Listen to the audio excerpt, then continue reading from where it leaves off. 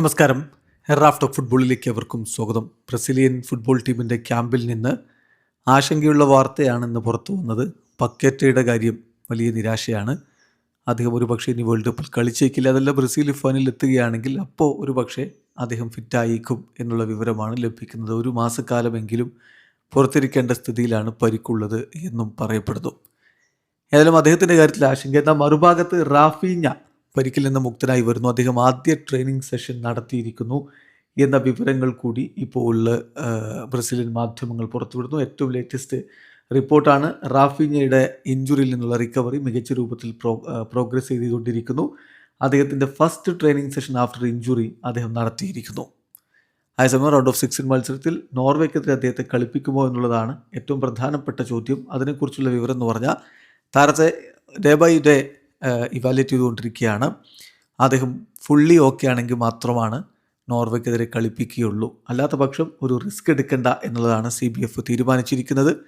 ചുരുക്കത്തിൽ താരം നോർവേക്കെതിരെ കളിക്കാനുള്ള സാധ്യത കുറവാണ്. എന്നാൽ ബ്രസീൽ ടീം ക്വാർട്ടർ ഫൈനലിലേക്ക് എത്തിയാൽ അദ്ദേഹം പൂർണ്ണമായിട്ടും അവൈലബിൾ ആയിരിക്കും എന്നുകൂടി ബ്രസീലിയൻ മാധ്യമങ്ങൾ റിപ്പോർട്ട് ചെയ്യുന്നു. ഇനി ഇതിൽ ഏറ്റവും പ്രധാനപ്പെട്ട കാര്യം, ഇന്നലെ അദ്ദേഹം ട്രെയിനിങ് നടത്തുകയുണ്ടായി. ടീമിലെ താരങ്ങൾക്ക് ബുധനാഴ്ച ഉച്ചവരെ ഓഫ് കൊടുത്തിരിക്കുകയാണ്. അതായത് ജപ്പാനെതിരെ ഒരു കിടിലൻ പോരാട്ടം നടത്തിയതുകൊണ്ട് അങ്ങനെ ഒരു ഓഫ് കൊടുത്തിരിക്കുകയാണ് ആഞ്ചലോട്ടി. പക്ഷേ റാഫീഞ്ഞ അങ്ങനെയല്ല.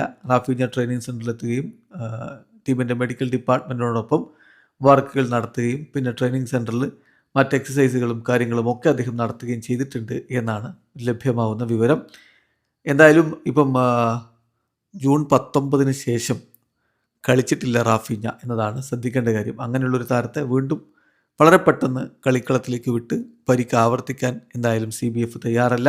ഇപ്പോൾ ESPN ബ്രസീൽ റിപ്പോർട്ട് ചെയ്യുന്നത് Barcelona player has little chance of being on the field against Norway എന്നാണ്. അപ്പോൾ നോർവേക്കെതിരെ അദ്ദേഹം കളിക്കാനുള്ള സാധ്യത വളരെ കുറവാണ് എന്നാണ് ലഭ്യമാവുന്ന വിവരം. എന്തായാലും അദ്ദേഹം നല്ല രൂപത്തിൽ പ്രോഗ്രസ് ചെയ്യുന്നു. ഇനിയിപ്പോൾ റൗണ്ട് ഓഫ് 16 മത്സരത്തിൽ അദ്ദേഹം കളിച്ചില്ലെങ്കിൽ പോലും ക്വാർട്ടർ ഫൈനൽ മത്സരത്തിന് അദ്ദേഹം ഉണ്ടാകും എന്നതാണ് ബ്രസീലിന് ആശ്വാസകരം. വീഡിയോ അവസാനിക്കുന്ന ഫുട്ബോൾ ലോകത്തെ കൂടുതൽ വിശേഷങ്ങളുമായി റാഫ്റ്റോക്സ് എത്താം.